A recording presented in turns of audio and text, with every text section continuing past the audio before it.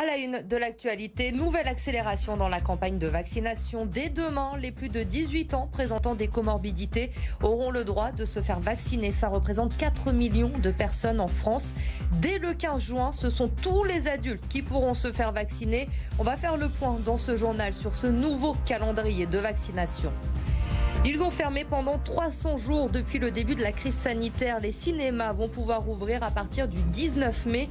Une réouverture en douceur avec une jauge de 35% dans un premier temps, 65% ensuite avant une réouverture totale. Et puis lundi, c'est au tour des collégiens et des lycéens de faire leur rentrée en présentiel. Mais pour les 4e, les 3e et les lycées, pas de retour à la normale pour le moment. Les cours se feront en demi-jauge. Des purificateurs d'air et des capteurs de CO2 ont été installés dans plusieurs établissements de la région. C'est le cas au lycée du Parc.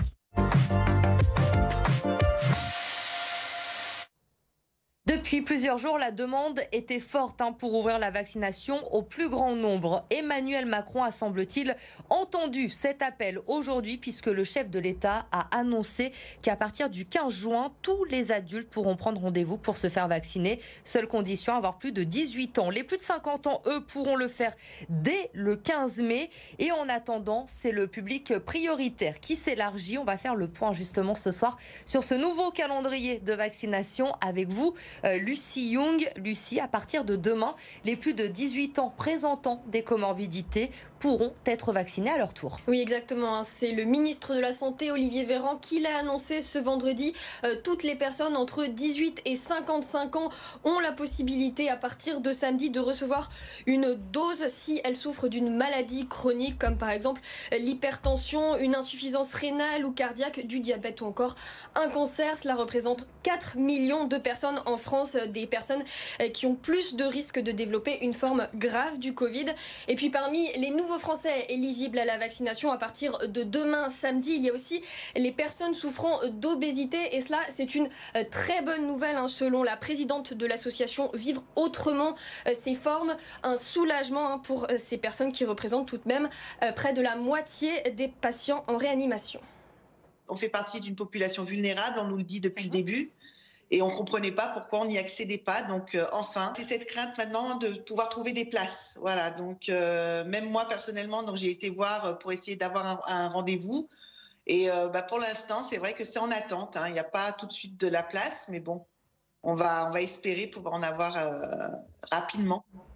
Et pour se faire vacciner, justement, les HCL comptent bien mettre les bouchées doubles dès le 10 mai. Le centre de vaccination de Gerland à Lyon, le plus grand de la région, va ouvrir 150 créneaux supplémentaires par jour. Autre nouveauté, le site pour réserver un rendez-vous pour se faire vacciner sera rafraîchi toutes les 2 heures pour limiter la perte de dose en cas d'annulation d'un rendez-vous ou si une personne ne se présente pas tout simplement. Objectif à Gerland, 15 000 injections par semaine dès le 10 mai.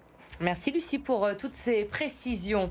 Et grâce à la vaccination, le gouvernement se projette. Hier, nous avons enfin appris le calendrier du déconfinement. Un calendrier en 4 étapes, vous le savez, avec une date importante, notamment celle du 19 mai. Le 19 mai, c'est ce jour-là que le couvre-feu passera de 19 à 21h. Les terrasses et les commerces dits non essentiels pourront rouvrir. Réouverture également des théâtres, musées, salles de spectacle et cinémas.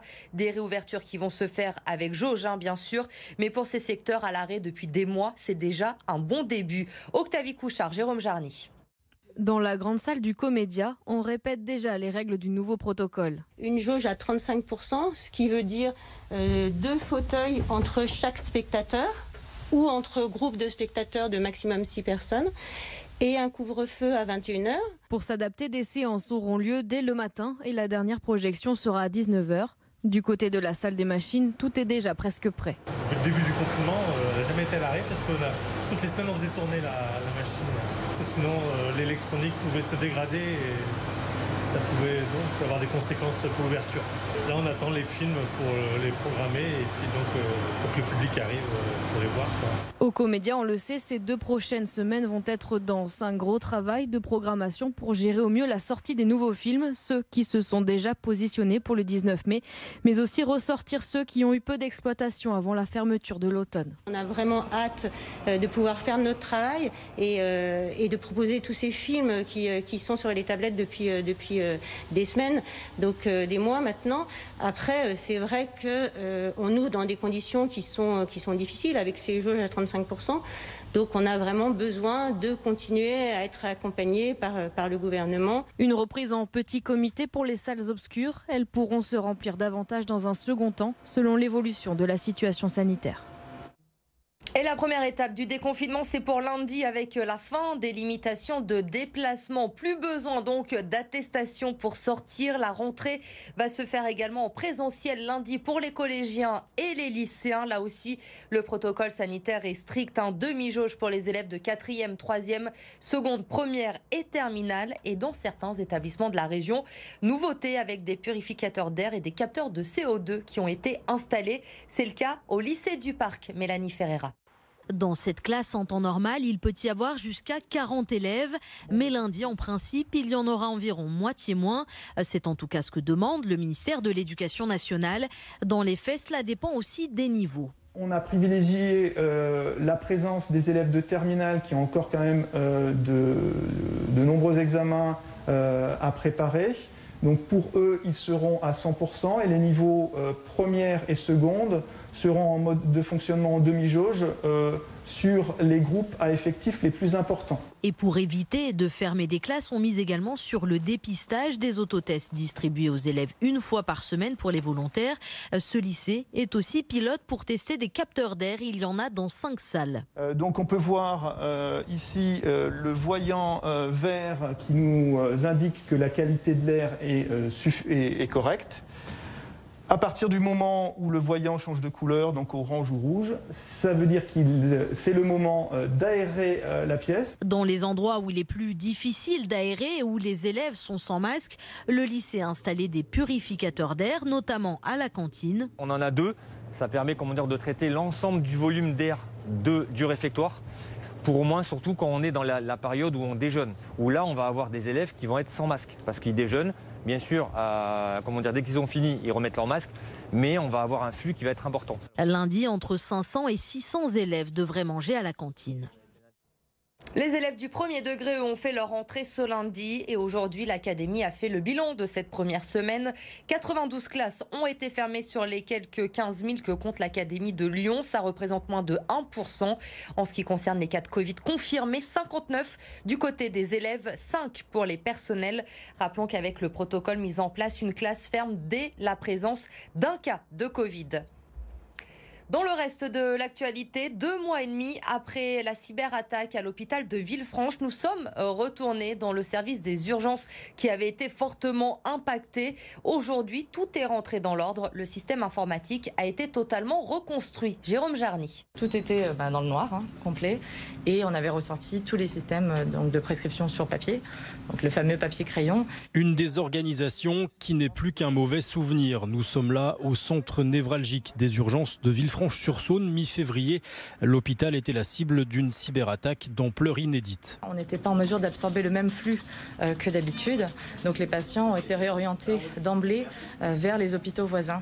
Le retour à la normale a été rendu possible grâce au travail nuit et jour pendant plus d'un mois d'une quarantaine d'informaticiens. Le système informatique a dû être totalement reconstruit. Concrètement, refaire à zéro, on n'est pas dans de la rénovation, on construit à côté une bulle de confiance où on est sûr que les attaquants ne sont plus présents et on regreffe progressivement l'ensemble des applications, l'ensemble des serveurs dans cette bulle de confiance, tout en s'assurant à chaque étape qu'on n'a pas de traces de l'attaque, d'éléments qui auraient été posés par l'attaquant et qui permettraient à nouveau de nous attaquer. 10 semaines après l'attaque et après des sueurs froides, tout est de nouveau opérationnel. On pensait qu'une cyberattaque, c'était un événement qui arrivait un jour J et puis que le soir même, c'était réparé comme tout dysfonctionnement. En pratique, non, une cyberattaque, pour nous, ça a été des semaines et des semaines pour retrouver une vie normale, un fonctionnement normal. Face à une recrudescence des cyberattaques visant les hôpitaux, le gouvernement s'est engagé à augmenter les systèmes de défense des groupements hospitaliers comme celui de Villefranche-sur-Saône.